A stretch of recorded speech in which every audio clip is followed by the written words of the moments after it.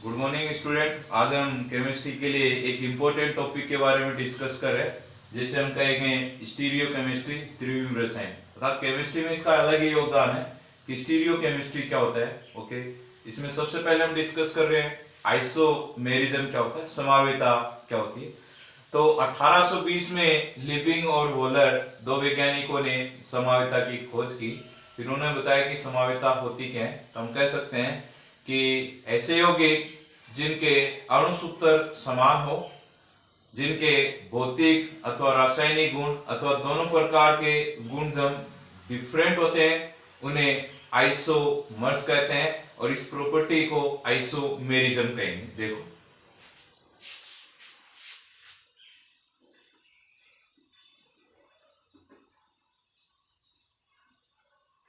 समावेता, तो समावेता की खोज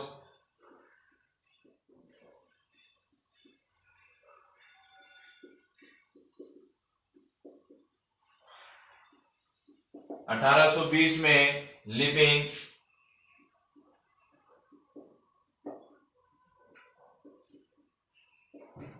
तथा वोलर ने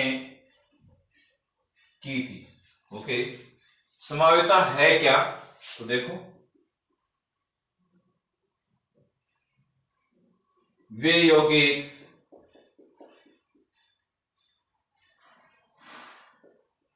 जिनके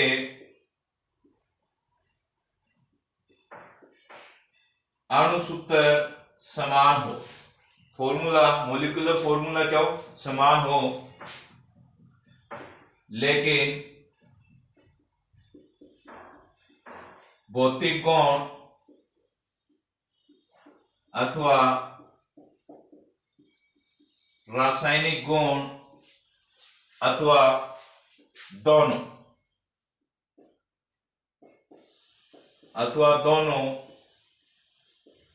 गुणधर्म भिन्न भिन्न होते हैं, समावी कहलाते हैं।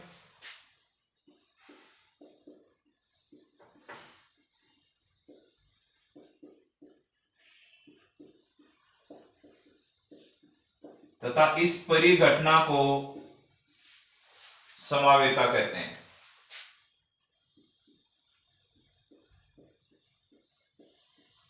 आइसोमेरिज्म कहते हैं। समावेता के प्रकार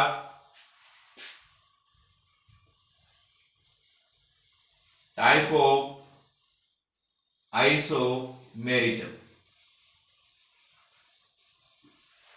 देखो,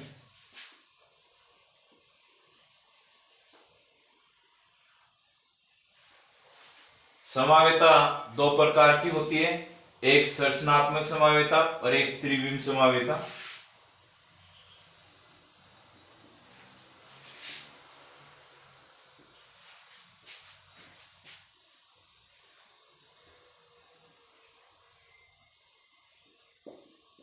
संरचनात्मक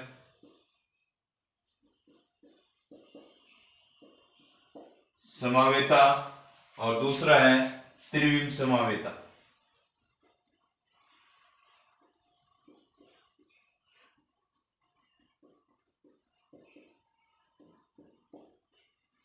ओके, संरचनात्मक समावेता 5 प्रकार की होती है।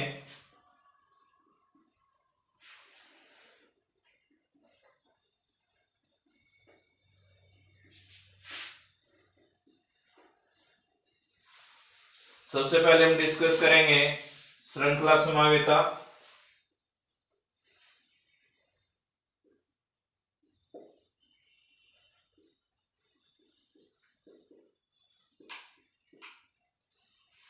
सेकंड होती है स्थिति समावेता।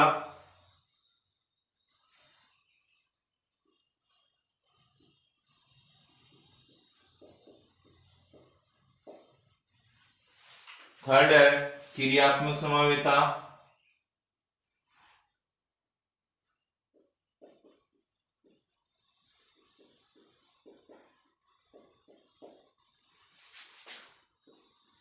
फोर्थ है मध्यावेता समावेता।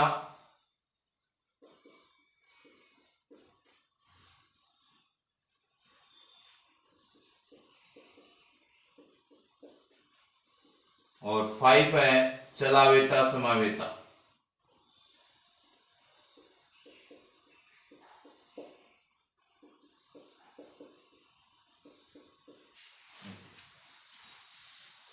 यहां डिस्कस कर रहे हैं स्टीरियो आइसोमर्स को 2 पैटर्न में डिवाइड किया गया है।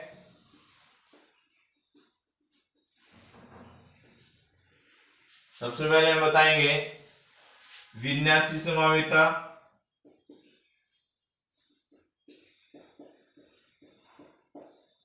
और सेकेंड है सरूपण समावेता।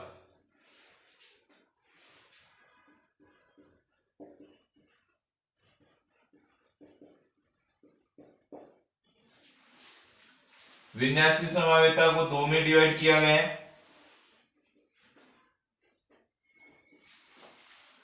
नंबर 1 ज्यामितीय समावेता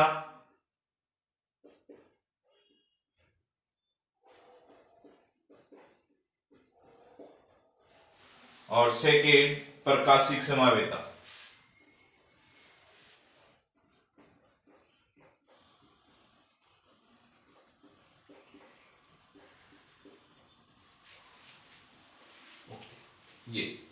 ये संरचनात्मक समावेता ये 11th क्लास में डिस्कस हो गया कंप्लीट, जिसमें हम डिस्कस करें श्रृंखला समावेता जिसमें कार्बन परमाणु की श्रृंखला डिफरेंट हो, श्रृंखला समावेता।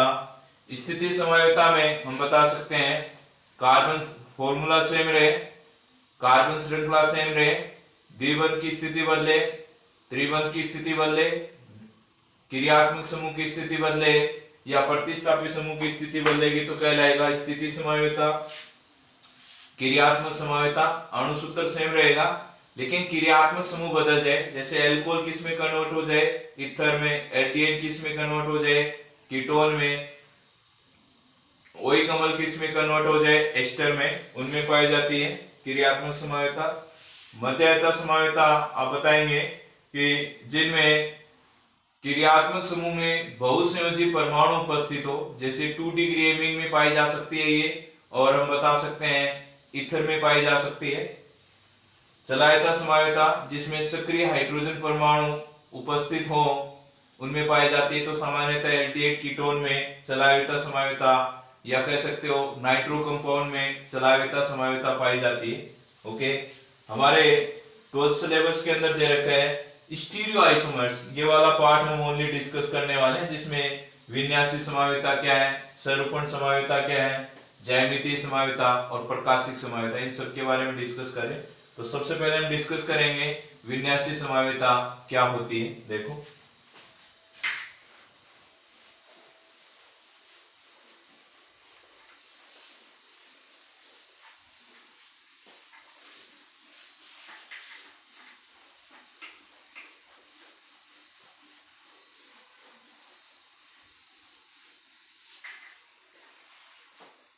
सबसे पहले हम देख रहे हैं त्रिविम समावेता क्या है।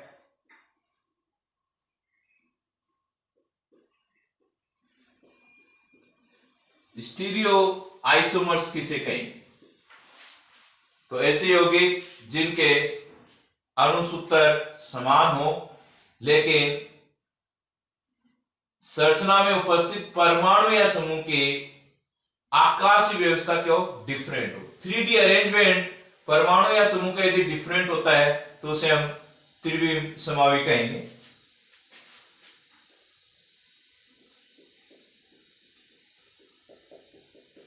ऐसे यौगिक जिनके अणुसूत्र समान हो लेकिन संरचना में उपस्थित परमाणु या समूह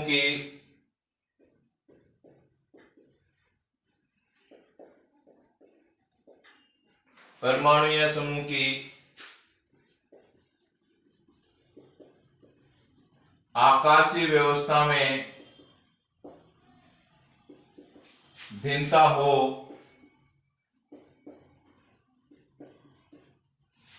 त्रिविम समावी कहलाते हैं।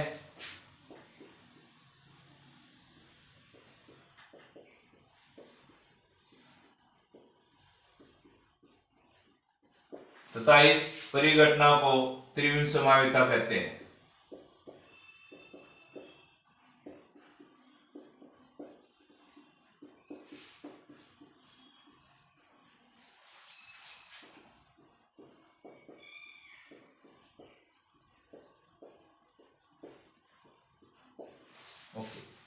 अब डिस्कस कर रहे हैं कि त्रिविम समावेता कितने प्रकार की होती है। 2 प्रकार की।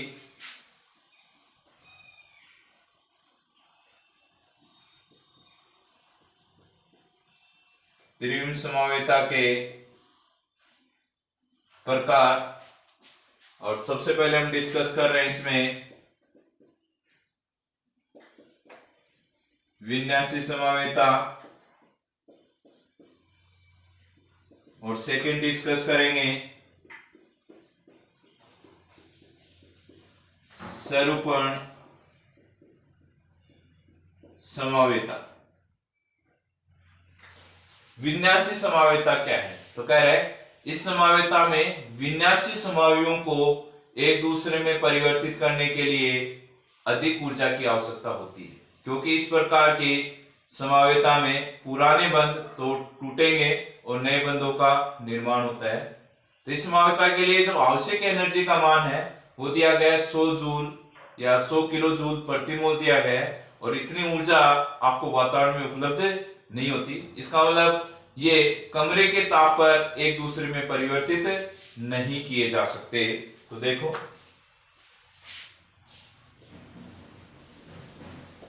इस समावेता में विन्यासी समावियों को एक दूसरे में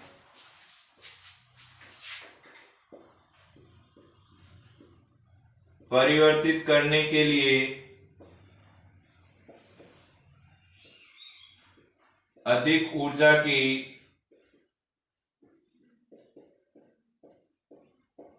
आवश्यकता होती है। ओके, इस समावेता में विन्यासी समावियों को एक दूसरे में परिवर्तित करने के लिए अधिक ऊर्जा की आवश्यकता होती है, क्योंकि इस समावेता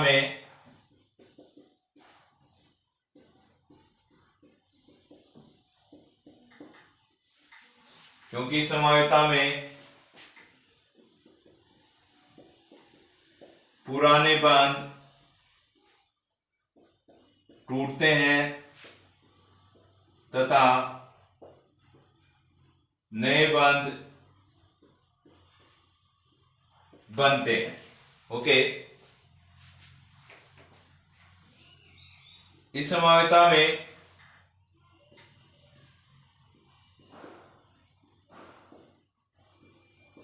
समावियों को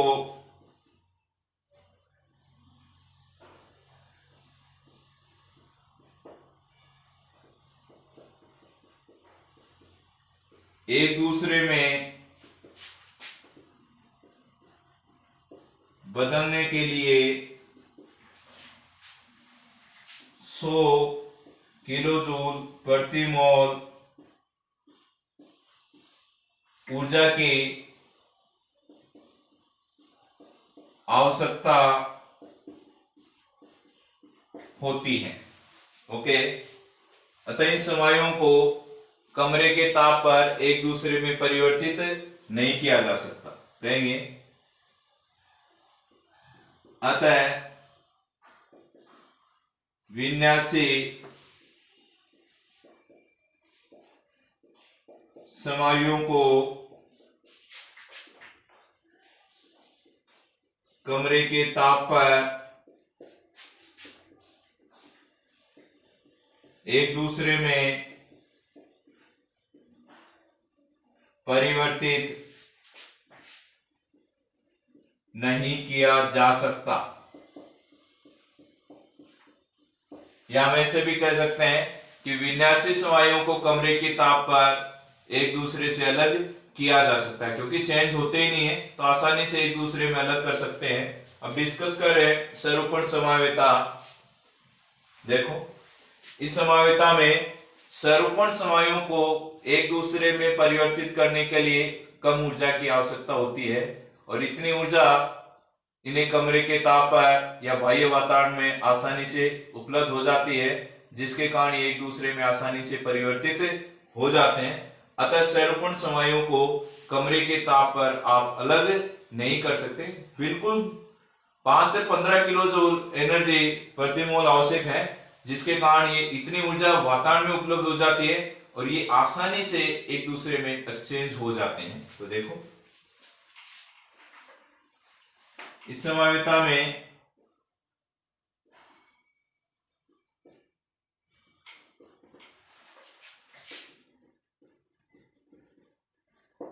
सरूपण समायुओं को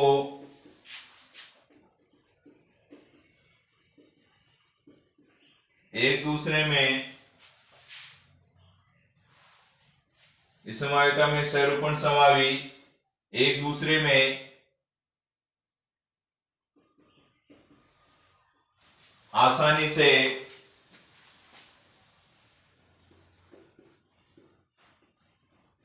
परिवर्तित हो जाते हैं, क्योंकि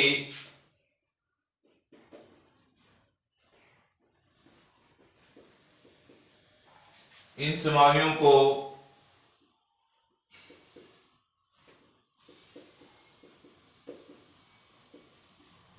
एक दूसरे में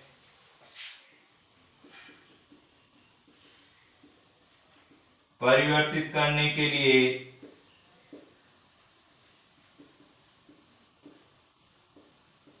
कम ऊर्जा की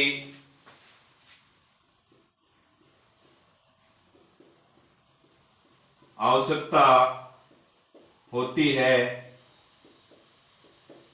जो इन्हें वातावरण में आसानी से उपलब्ध हो जाती है।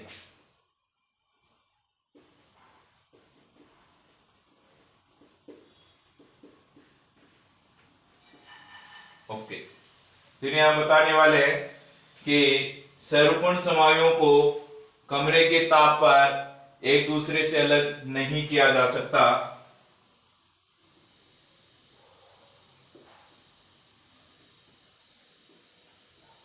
सरूपण समायुओं को कमरे के ताप पर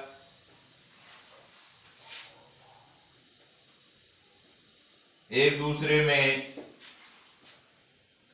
दूसरे से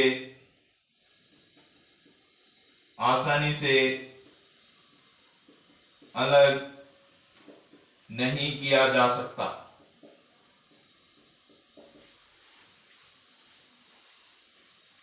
ओके, अब डिस्कस कर रहे हैं विन्यासी समावेता के प्रकार। देखो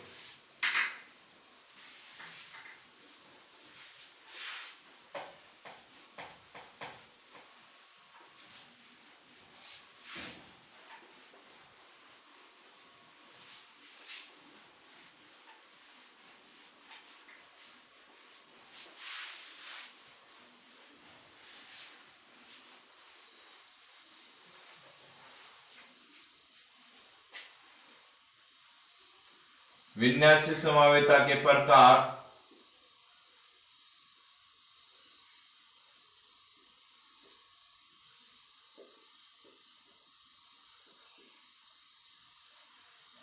और विन्यासी समावेता हमने दो प्रकार की डिस्कस की है, एक ज्योमेट्रिकल आइसोमेरिज्म ज्यामितीय समावेता और सेकंड की है ऑप्टिकल आइसोमेरिज्म प्रकाशिक समावेता। तो हम सबसे पहले डिस्कस करें ज्यामितीय समावेता।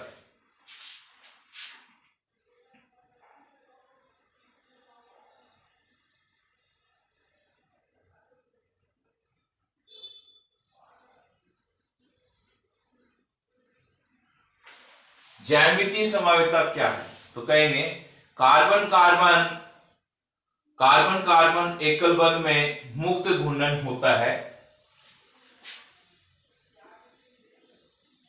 कार्बन कार्बन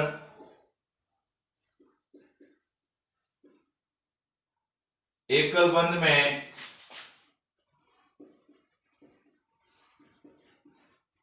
मुक्त घूर्णन होता है, जिससे ये कमरे के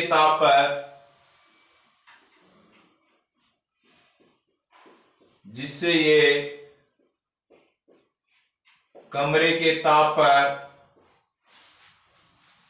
आसानी से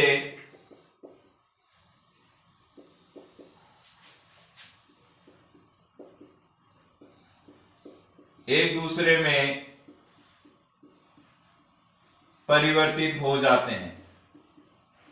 एक कार्बन दूसरे कार्बन के सापेक्ष आसानी से क्या हो जाएगा, चेंज हो जाएगा विन्यास। एक कार्बन पर उपस्थित परमाणु या समूह का दूसरे कार्बन पर उपस्थित परमाणु या समूह के सापेक्ष विन्यास चेंज हो जाता है, क्योंकि इस प्रकार के परिवर्तन के लिए 5 से 15 किलो जूल प्रति मोल ऊर्जा आवश्यक है, जो कमरे के ताप पर उपलब्ध हो जाती है।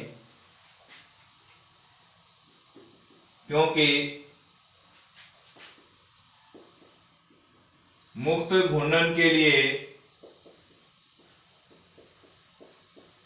5 से 15 किलो जूल प्रति मोल ऊर्जा की आवश्यकता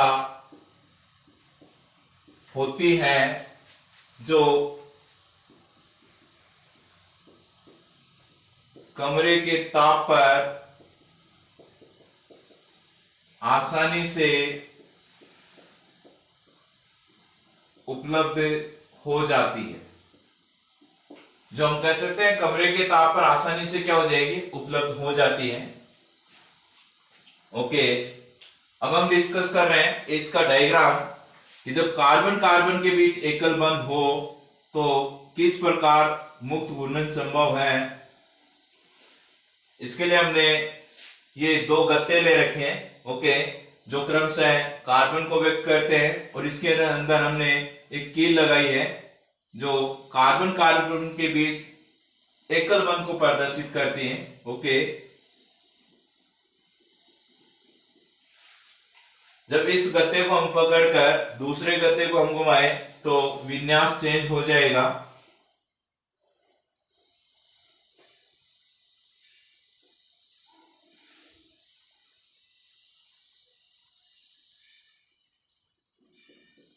तो हमने इसको घुमाया तो विन्यास चेंज होकर ये वाली सिचुएशन में हो गया, अर्थात कहेंगे मुक्त घूर्णन संभव। इसका मतलब हो गया कि कार्बन कार्बन के बीच जब एकल बंध होगा उस समय इनमें क्या हो सकता है, मुक्त घूर्णन हो सकता है। तो हम लिख सकते हैं मुक्त घूर्णन संभव। ओके, अब इसे एक्सपेरिमेंट को हम दोबारा करते हैं कि इन्हीं 2 गत्तों के बीच में हम क्या लगाते हैं, 2 कील लगाते हैं। ओके,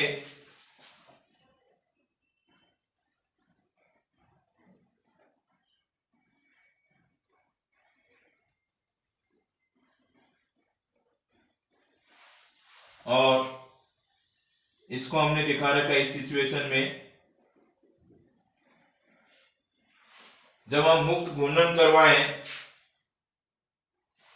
तो क्या कंडीशन होनी चाहिए।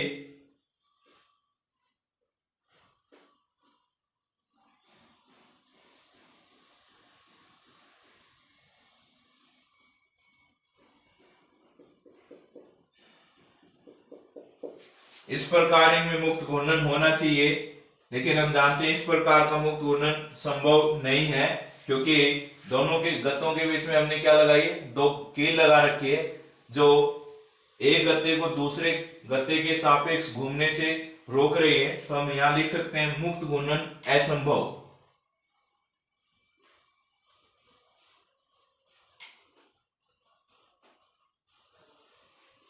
असंभव इसका मतलब ये हो गया कि जब कार्बन कार्बन के बीच एकल बंध है तो मुक्त घूर्णन हो सकता है, और जब कार्बन कार्बन के बीच द्विबंध है तो वहां पे मुक्त घूर्णन संभव नहीं है। तो हम कहेंगे कि कार्बन कार्बन द्विबंध उपस्थित होने पर प्रतिबंधित घूर्णन होता है।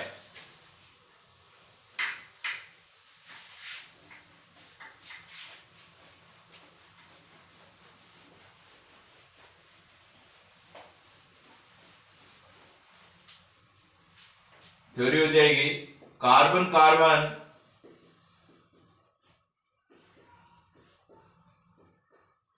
द्विबंध उपस्थित होता है तो प्रतिबंधित घूर्णन होता है, अर्थात घूर्णन की कोई संभावना नहीं होती। तो ऐसे यौगिक जिनमें प्रतिबंधित घूर्णन पाया जाता है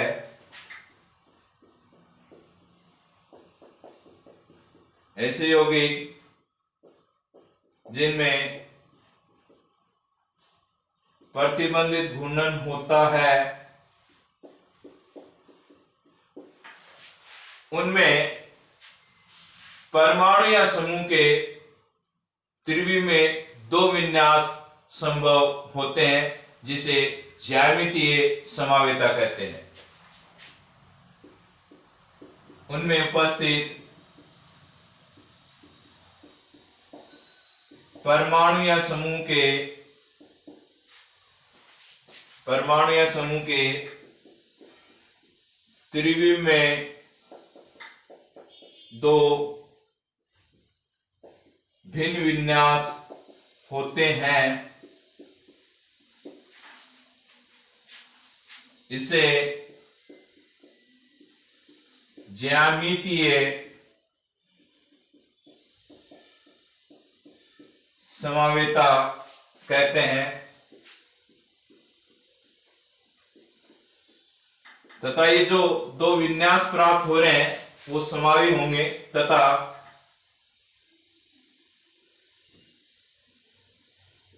समावियों को ज्यामितीय समावी कहते हैं।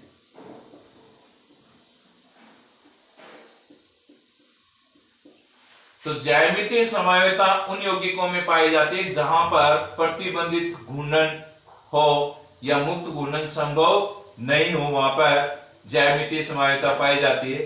तो ज्यामितीय समावेता के लिए क्या होना चाहिए? प्रतिबंधित घूर्णन होना चाहिए, फ्री रोटेशन नहीं हो। तो हम कह सकते हैं ज्यामितीय समावेता निम्न यौगिकों में पाई जाती है।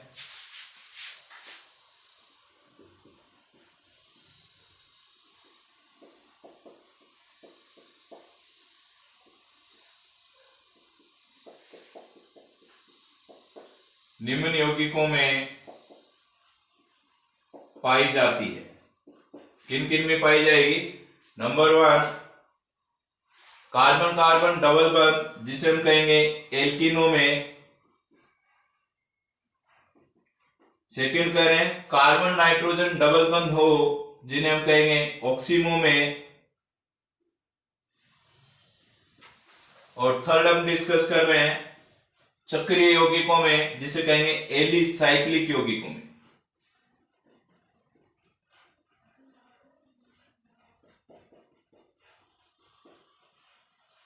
एलिसाइक्लिक यौगिकों में तो सबसे पहले हम डिस्कस करें ज्यामितीय समावेता प्रदर्शित करने वाले यौगिकों में निम्न शर्तें लागू होनी चाहिए।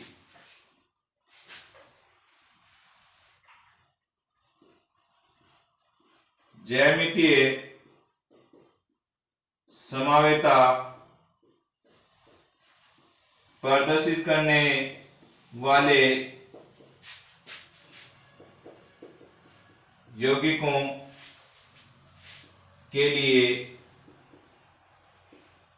निम्न शर्तें आवश्यक हैं। कौन कौन सी शर्तें हैं जिसके कारण ज्यामितीय समावेता उन यौगिकों में पाई जानी चाहिए? तो सबसे पहले बताएंगे प्रतिबंधित घूर्णन युक्त बंध। प्रतिबंधित घूर्णन युक्त डबल बॉन्ड उपस्थित हो। सिस्टम में क्या होना चाहिए? डबल बंद होना चाहिए जिसके कारण उसमें मुक्त घूर्णन संभव नहीं होगा। सेकेंड हम बता सकते हैं प्रतिबंधित घूर्णन युक्त बंद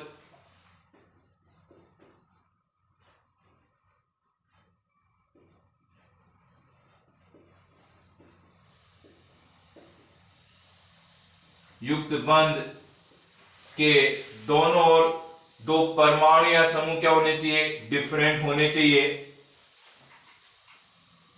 के दोनों ओर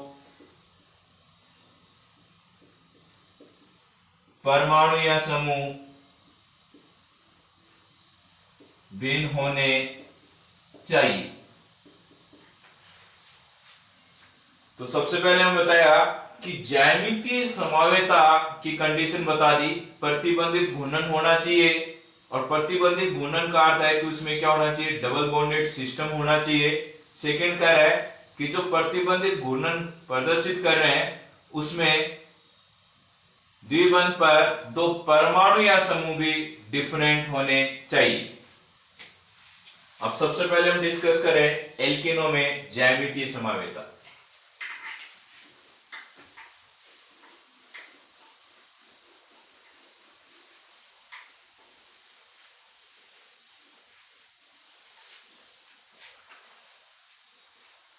फर्स्ट है एल्केनों में ज्यामितीय समवायता। सबसे पहले बताएंगे कि एल्केनों में कार्बन कार्बन द्विबंध उपस्थित होने के कारण मुक्त घूर्णन संभव नहीं होता है। एल्केनों में कार्बन कार्बन द्विबंध उपस्थित होने के कारण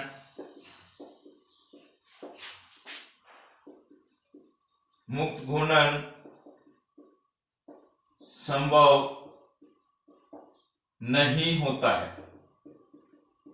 ओके, इसका मतलब ये ज्यामितीय समवायता प्रदर्शित करते हैं एल्केनों में। दूसरी बात, एल्केनों में द्विबंधित कार्बन परमाणु पर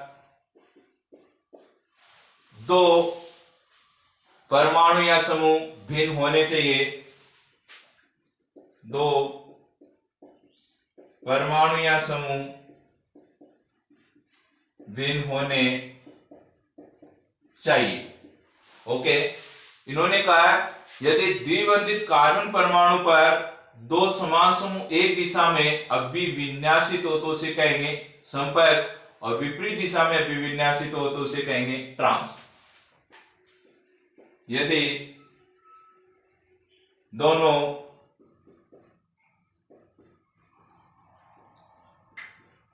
द्विबंधित कार्बन परमाणु पर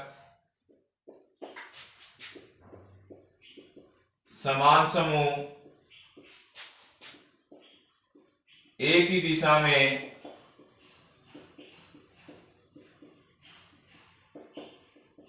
अभिविन्यासित हो तो समपक्ष,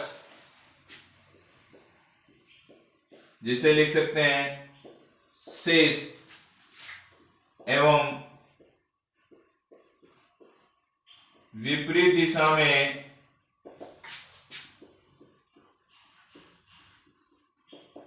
अभिविन्यासित होने पर विपक्ष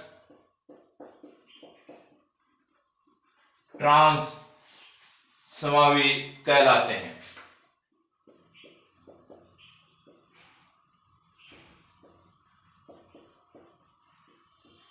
ओके, अब हम डिस्कस कर रहे हैं इसको एक्सप्लेन करने के लिए एग्जांपल।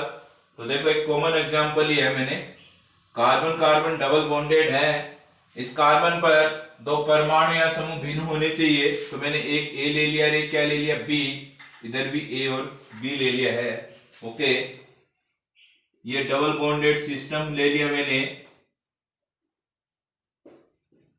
इस कार्बन पर दो समूह है ए और बी, और इस पर भी ए और बी। यदि द्विबंधित कार्बन परमाणु पर समान समूह एक दिशा में है, ये वाला दिख रहा है मेरे को एक ही दिशा में है, तो इसको क्या लिख दूंगा मैं, सिस। ओके, हमने बोला है कि ज्यामितीय समायुक्ता विन्यासी समाई का रूप है, तो इसमें पुराने बंध को तोड़ेंगे, मतलब ये डबल बंध को यहां से तोड़ रहे हैं और फिर इसको घुमाकर जोड़ेंगे। ओके, तो क्या लिख दूं, इसको ऐसे लिख दूं, बी और ए, घुमाने के बाद इसको ऐसे आ गया बी और ए। हमने बी को देखकर क्या लिखा था, शेष, और बी की डायरेक्शन अपोजिट होने पर मैं इसका क्या नाम लिख दूंगा, ट्रांस। ओके, दूसरा एग्जांपल ले रहे हैं 1,2 डाइक्लोरोएथेन,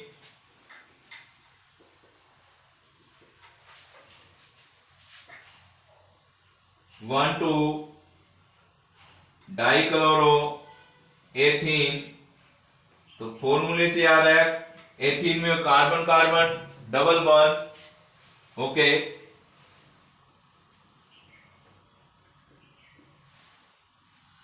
यहां पर 1 नंबर कार्बन पे Cl, 2 नंबर पे कार्बन पे Cl, वैलेंसी के लिए क्या जोड़ने वाले हैं, हाइड्रोजन। ओके, तो carbon carbon double bonded system की यदि मैं बात करूं तो इस कार्बन पर एक हाइड्रोजन और एक Cl है। ओके, इस कार्बन पर भी एक हाइड्रोजन और Cl है, तो समकक्ष बनाने के लिए दोनों को एक ही दिशा में रख दिया।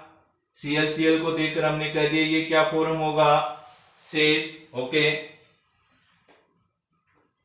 इसको हम घुमा के जोड़ेंगे, Cl H, Cl को देखकर हमने लिखा था शेष। अब इसके डायरेक्शन अपोजिट दिशा में होने के कारण क्या लिखेंगे, ट्रांस। नेक्स्ट एग्जांपल,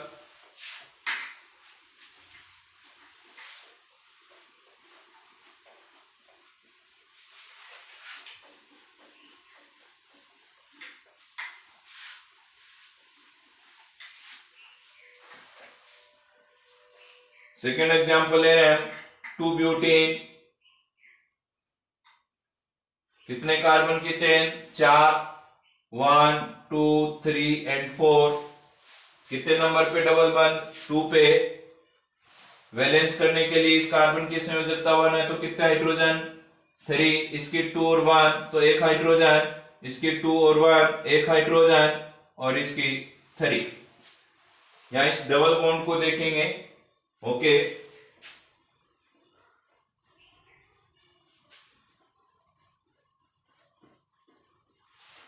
यदि देखें तो इस कार्बन पर एक हाइड्रोजन है, एक CH3 है। ओके, ये CH3, ये हाइड्रोजन, इस पे भी CH3 और हाइड्रोजन, दोनों हाइड्रोजन को एक ही डायरेक्शन में, एक ही दिशा में देखकर हमने नाम लिख दिया है सिस। ओके,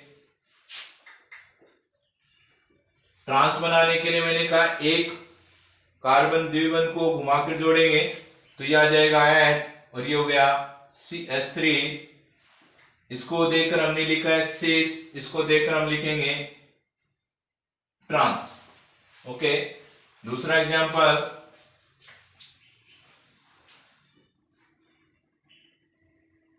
ब्यूट 2 1,4 डाई ओई कमल। ओके, तो सबसे पहले हम देख रहे हैं कार्बन चेन डबल बंध कितने नंबर कार्बन पे, 2 पे। नंबर 1 कार्बन पर और नंबर 4 कार्बन पर ओई कमल है, तो लिखेंगे HOOC। वैलेंसी इस कार्बन की कंप्लीट करने के लिए H और यहां भी H। ओके, हम देखें ये डबल बॉन्डेड हो गया। इस कार्बन पे एक हाइड्रोजन और एक क्या है, COOH। देखो,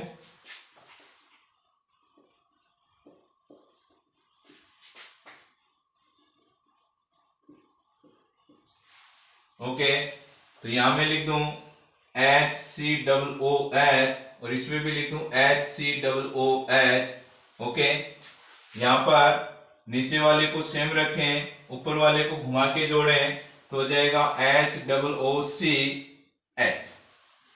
इनको मैं देखकर लिखूं शेष, सेम डायरेक्शन, इनकी डायरेक्शन सेकंड में अपोजिट, तो हो गया ट्रांस। नेक्स्ट एग्जांपल इसको हम दूसरा नाम भी दे सकते हैं।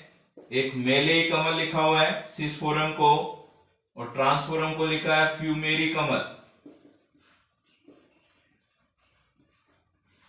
ओके, नेक्स्ट हम डिस्कस कर रहे हैं ट्यूबिटिनोई कमल।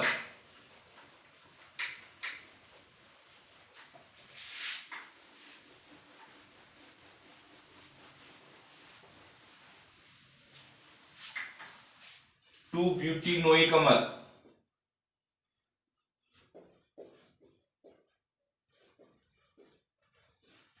ओके, देखो कितने कार्बन के चेन है, 4 के हैं, और डबल बंद 2 पे है, वही कमल नंबर 1 पे है। बाकी संयोजकता बैलेंस करनी है, तो यहाँ पे लिखेंगे कार्बन की संयोजकता कितनी कर दूं, 3, यहाँ पर 1, यहाँ पर 1। ओके, क्या करना है, डबल बॉन्डेड लेना है।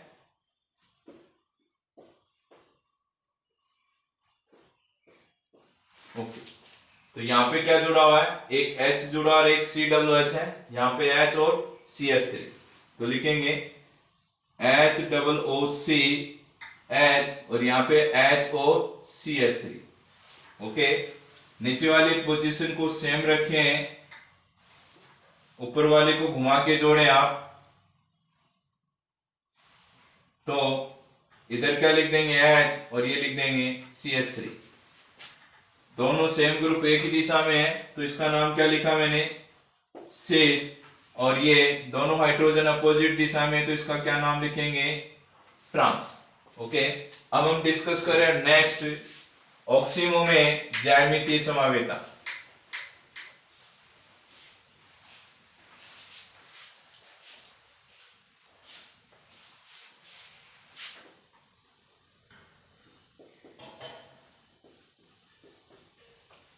ऑक्सीमो में ज्यामितीय समावेता। देखो, तो ऑक्सीमो में ज्यामितीय समावेता कैसे है, तो सबसे पहले हम देख रहे हैं कार्बोनिल यौगिक, ये वाला। इस कार्बोनिल यौगिक की अभिक्रिया हाइड्रोक्सिल एमीन से करवा दी जाए। ओके, यहां मैं R ले रहा हूं, यदि R लेंगे तो कीटोन हो जाएगा, और R बराबर H हो तो हम क्या लिख सकते हैं, LDA।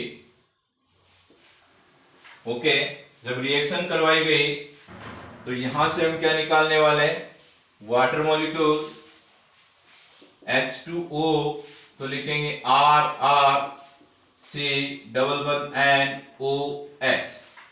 तो यहां पर हम बना सकते हैं R बराबर H होने पर लिखेंगे एल्डोक्सिम, और R बराबर R ही होने पर लिखेंगे केटोक्सिम।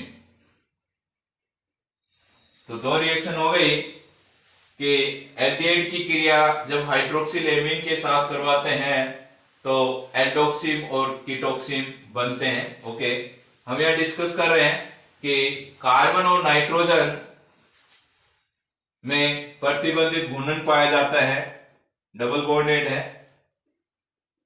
इससे स्पष्ट है कि कार्बन नाइट्रोजन में प्रतिबंधित घूर्णन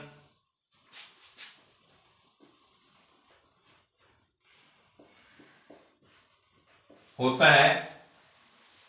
इसमें कार्बन तथा नाइट्रोजन का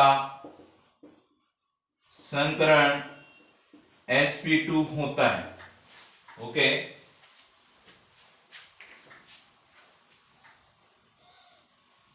नाइट्रोजन पर उपस्थित OH समूह तथा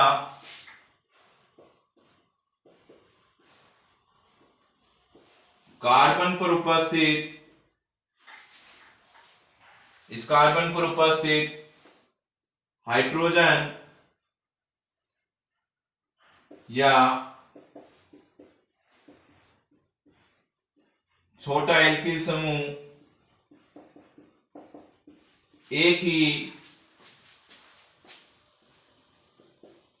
दिशा में अभिविन्यासित हो तो सेन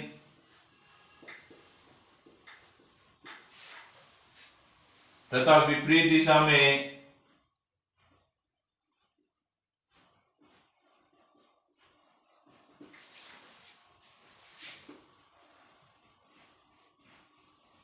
अभिविन्यासित होने पर एंटी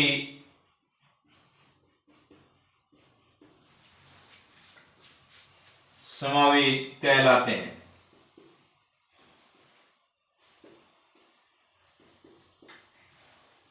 तो हमने ये बोला है कि OH समूह और छोटा या छोटा हाइड्रोजन या एल्किल समूह एक दिशा में होंगे तो उसे हम सिस कहते हैं, तो यहाँ पे हम सिन कह देंगे।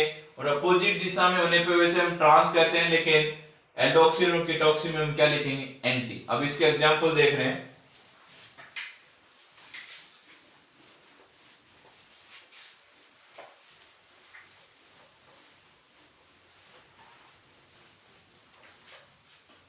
नंबर 1 एसिटेल्डोक्सिल। सेकेंड डिस्कस करेंगे बेंजोडोक्सिल। और थर्ड डिस्कस करने वाले हैं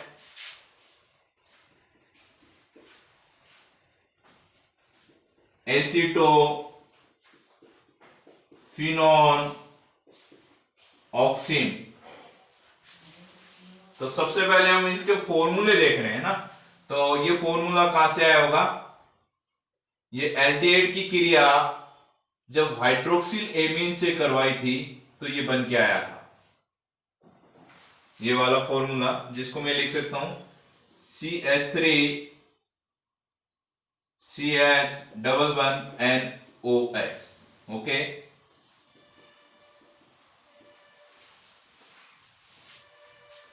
तो इसका हम बनाना चाहे तो क्या लिखेंगे, डबल बॉन्डेड सिस्टम कर दूं। ओके,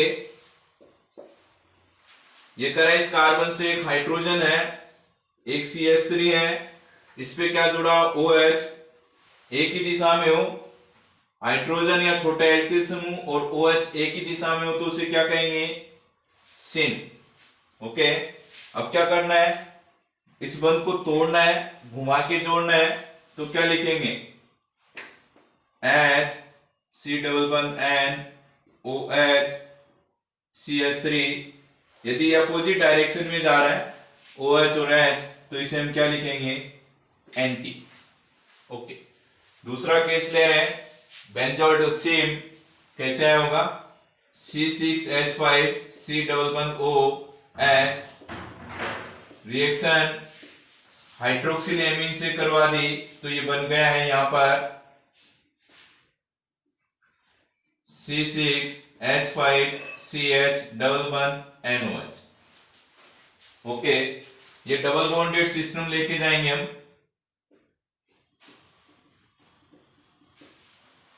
यदि इस कार्बन पे एक H और एक C6H5 है और OH एक ही दिशा में है तो हम क्या लिख देंगे, सेम। ऊपर वाले को घुमा दें तो HC6H5OH अपोजिट दिशा में हो गया तो क्या लिखेंगे, एंटी। तो कहेंगे यहां पर छोटा ग्रुप और OH एक दिशा में, सेम, छोटा ग्रुप और OH अपोजिट दिशा में, एंटी। नेक्स्ट है C6H5C11OCH3। ये स्ट्रक्चर है एसिटोफिनोन। एसिटोफिनोन, इसकी रिएक्शन हाइड्रोक्सिल एमीन से करवा दें तो क्या होने वाला है, ये वाटर मॉलिक्यूल निकाल देंगे यहां से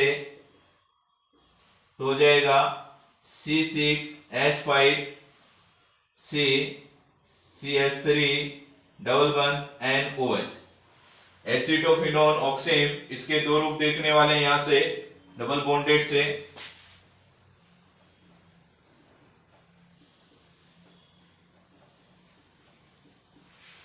यहाँ पे देखेंगे दो ग्रुप जुड़े हुए हैं, एक CH3 जुड़ा हुआ है, C6H5, एक CH3 और OH घुमा के जोड़े तो ये बना सकते हैं।